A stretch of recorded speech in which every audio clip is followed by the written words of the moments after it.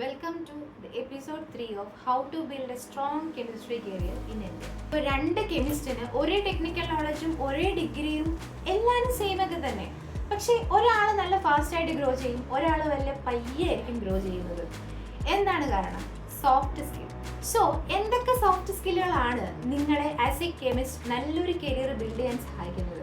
എന്തൊക്കെ സോഫ്റ്റ് സ്കില്ലുകളാണ് നാളെ നിങ്ങൾക്ക് സ്വന്തമായിട്ടൊരു കമ്പനി ഉണ്ടാക്കാൻ സഹായിക്കുന്നത്? If you are a person who doesn't want to make something by yourself, sorry, this video is not for you. നിങ്ങൾ ചെയ്തൊരു പ്രൊഡക്റ്റ് അത് എന്തോ ആവും, what ever it may be, നിങ്ങൾക്കത് നിങ്ങളുടെ മാനേജറിനോടും നിങ്ങളുടെ അടുത്ത QC ടീംസിനോടും നിങ്ങളുടെ പ്രൊഡക്ഷൻ ടീംസിനോടും എല്ലാവരോടും നല്ല രീതിയിൽ എക്സ്പ്ലെയിൻ ചെയ്യാനായിട്ട് പറ്റും. പക്ഷേ കെമിസ്ട്രി ഒന്നും അറിയാത്ത, കെമിസ്ട്രിയുടെ ഒരു നോളജ് പോലും ഇല്ലാത്ത ഒരാളോട് നിങ്ങളുടെ പ്രോസസ്സ്, നിങ്ങളുടെ പ്രൊഡക്ഷൻ, നിങ്ങളുടെ formulation, whatever the product that you are handling simple ടേംസിൽ അയാളെ പറഞ്ഞ് മനസ്സിലാക്കാൻ പറ്റും. അങ്ങനെയാണെങ്കിൽ your ideas will get implemented. ഞാൻ വർക്ക് ചെയ്തതിനകത്ത് ഭയങ്കര ബ്രില്യൻ്റ് ആയിട്ടുള്ള ഫോർമുലാസ് ഒക്കെ കൊണ്ടുവരുന്ന ആൾക്കാരെ ഞാൻ കണ്ടിട്ടുണ്ട്.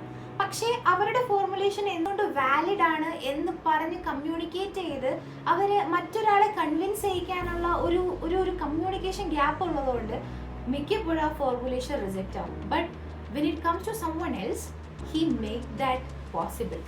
കെമിസ്റ്റായിട്ട് വർക്ക് ചെയ്യുമ്പോൾ നിങ്ങൾക്ക് റിസർച്ച് ആൻഡ് ഡെവലപ്മെൻറ്റിൽ മാത്രം നിന്നാൽ പോരാ, QC കെമിസ്റ്റിന് വേണം. നിങ്ങൾ ഉണ്ടാക്കുന്ന പ്രോഡക്റ്റ് അപ്സ്കെയിൽ ചെയ്ത് പ്രൊഡക്ഷനിലേക്ക് പോകണം, കസ്റ്റമേഴ്സിലേക്ക് പോകും, BDMസുമായിട്ട് നോളജ് വേണം, BDMസുമായിട്ട് കമ്മ്യൂണിക്കേഷൻ വേണം. And when that thing comes, ഒരു ഇൻട്രോവേർട്ടായിട്ട് നിന്ന് ഒന്നും ചോദിക്കാതെ അറിയാതെ പറയാതെ നന്നായിട്ട് കമ്മ്യൂണിക്കേറ്റ് ചെയ്താൽ കണക്ഷൻസ് ബിൽഡ് ചെയ്യാൻ പറ്റില്ല എന്നുണ്ടെങ്കിൽ you will fail there as a chemist as well. Because നിങ്ങളുടെ ജോബിൽ നിങ്ങൾക്ക് നല്ല രീതിയിൽ പെർഫോം ചെയ്യാൻ പറ്റുന്നില്ല. നിങ്ങൾക്ക് ഹാർഡ് വർക്കിംഗ് ആയിരിക്കും, but when it comes to communication you suck. So do not suck in communication as a chemist. ഒരു ലാബിലെ ഫോർമുലേഷൻ നമ്മൾ എടുത്തത് ഒരു പ്രൊഡക്ഷനിലേക്ക് അപ്സ്കെയിൽ ചെയ്യുമ്പോഴത്തേനും there will be lot of issues. കാരണം എങ്ങനെ ബ്ലെൻഡിങ് വരണം, നമ്മൾ ലാബിൽ ഉണ്ടാക്കി നമ്മൾ ബീക്കറിൽ ഉണ്ടാക്കുന്ന ഫോർമുലേഷൻ പോലെ അത്ര എളുപ്പമല്ല സ്കെയിലപ്പ് എന്ന് പറയുന്നത്. അതൊരു ടൺ കണക്കിനാകുമ്പോൾ അത്രമാത്രം ഡിഫിക്കൽറ്റി ഉണ്ടാവും. അപ്പോൾ അവിടെ നമുക്ക് വേണ്ടത് പ്രൊഡക്ഷൻ ടീമിൻ്റെയും അതുപോലെ വർക്കേഴ്സിൻ്റെയും കോർഡിനേഷൻ ആണ്, along with the QC department. നമുക്ക് അവരുമായിട്ട് നല്ല രീതിയിൽ കമ്മ്യൂണിക്കേറ്റ് ചെയ്ത് അവരുമായിട്ട് കൊച്ചു വർത്താനൊക്കെ പറഞ്ഞ് വിശേഷമൊക്കെ പറഞ്ഞ് അവരുടെ ഒരു കോർഡിനേഷനും പ്രാർത്ഥനയൊക്കെ ഉണ്ടെങ്കിൽ നമ്മൾ ഏത് പ്രൊഡക്റ്റ് നല്ല രീതിയിൽ വിജയിക്കും. ആൻഡ് എൻ്റെ ഏറ്റവും വലിയ എക്സ്പീരിയൻസ് എന്ന് പറയുന്നത് നമ്മൾ പുതിയ പ്രൊഡക്റ്റ് പ്രൊഡക്ഷനിലേക്ക് ചെന്ന് പ്രൊഡക്ഷൻ എടുക്കുമ്പോൾ ട്രയലിന് നമ്മൾ സൂപ്പർവൈസ് ചെയ്യാൻ പോകുമ്പോഴത്തേനും അവിടുത്തെ വർക്കേഴ്സിൻ്റെ ഒരു പ്രാർത്ഥനയാണ്. അതായത് ഈ പ്രൊഡക്റ്റ് രക്ഷപ്പെടണേ എന്നുള്ള രീതിയിൽ കുരിശൊക്കെ വരച്ച് പ്രാർത്ഥനയൊക്കെ ചൊല്ലിയിട്ടാണ് അവർ പ്രൊഡക്ഷൻ എടുക്കുന്നത്. സോ അത് കാണുമ്പോൾ നമുക്കൊരു സന്തോഷമാണ്. കാരണം നമ്മൾ ഉണ്ടാക്കിയ ഒരു പ്രൊഡക്റ്റ് വിജയിക്കണമെന്ന് മറ്റൊരാളും ആഗ്രഹിക്കുന്നു. ആ ഒരു തിങ് അത് എല്ലായിടത്തും കിട്ടത്തില്ല. So when can you make that connection with the workers or with the production team is how you communicate with them. നിങ്ങളായിട്ടിരുന്ന് അവരുമായിട്ടൊന്ന് കമ്മ്യൂണിക്കേറ്റ് ചെയ്ത് കൊച്ചു വർത്തമാനമൊക്കെ പറഞ്ഞ് അത് നല്ലൊരു കാര്യമാണ്. കാരണം മറ്റൊരാളുടെ പ്രാർത്ഥന നമ്മുടെ പ്രൊഡക്ഷനിലും നമ്മുടെ കരിയറിലും എല്ലാം ഉണ്ടാവുക എന്ന് പറയുന്നത് it's a lot hell out of blessing. Coming to the next point is understanding the cost and business. നിങ്ങൾക്കുള്ള പ്രൊഡക്റ്റ് ബെറ്റർ ആക്കാൻ പറ്റുമോ? പറ്റും. പക്ഷെ ബഡ്ജറ്റിൻ്റെ ഉള്ളിൽ നിൽക്കുമോ? അതില്ല. അതേ പ്രൊഡക്റ്റ് 80% പെർഫോമൻസിൽ 50% കോസ്റ്റ് എഫക്റ്റീവ് ആയിട്ട് നിങ്ങൾക്ക് ചെയ്യാൻ പറ്റുമോ? അതാണ് കോസ്റ്റ് ആൻഡ് ബിസിനസ് എന്ന് പറയുന്നത്. And it is a real game. നിങ്ങൾ ചിന്തിക്കേണ്ടത് ഇങ്ങനെയാണ്: if some raw material in your product cost 500 per kg and that raw material in your product cost 200 rupees, is it really worth to increase the performance by 5%? Is that increasing the cost by 3x valuable or worth it? And this thinking can make you absolutely invaluable. Next one is reliability and follow-up. നിങ്ങൾ പറയുകയാണ് ഈ ഒരു project ഞാനൊരു ഫ്രൈഡേക്കുള്ളിൽ തീർക്കാൻ പറ്റും. You do that work complete at the Friday. നിങ്ങൾക്കിത് basic ആയിട്ട് തോന്നും, പക്ഷേ ഇതാണ് game. This can make you rare.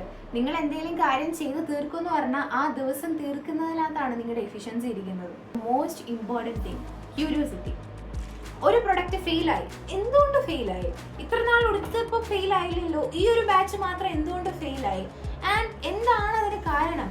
ഒരു ബാച്ചിൽ ഒരു പ്രൊഡക്റ്റ് ഫെയിലായി, അല്ലെങ്കിൽ ഒരു ഫോർമുലേഷൻ വർക്ക് ആയില്ല, ആപ്ലിക്കേഷൻ വന്നപ്പോൾ അവിടെ ഒരു ഇൻഎഫിഷ്യൻസി കാണിച്ചു, മൂന്നാമത്തെ ട്രയൽ പോയപ്പോൾ അവിടെ സ്റ്റെബിലിറ്റി ഇല്ല. സോ എന്തുകൊണ്ട് അങ്ങനെ വന്നു? That curiosity. എന്തുകൊണ്ട് ഈ സാധനം ഇങ്ങനെ പ്രവർത്തിക്കുന്നു? ഈ റോ മെറ്റീരിയൽ പോകുമ്പോൾ മറ്റു പ്രൊഡക്റ്റിനൊന്നും ഒരു കുഴപ്പമില്ലല്ലോ, ഇതിന് മാത്രമല്ല ഇങ്ങനെ പ്രശ്നം വരുന്നത്.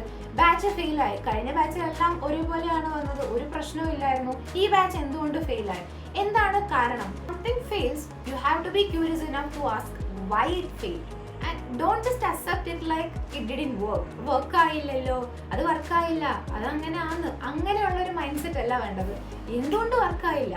ഇത് കഴിഞ്ഞ തവണ ഈ ഒരു റോ മെറ്റീരിയൽ മറ്റേ പ്രൊഡക്റ്റിൽ പോയപ്പോൾ ഓക്കെ ആയിട്ടാണല്ലോ പോയത്.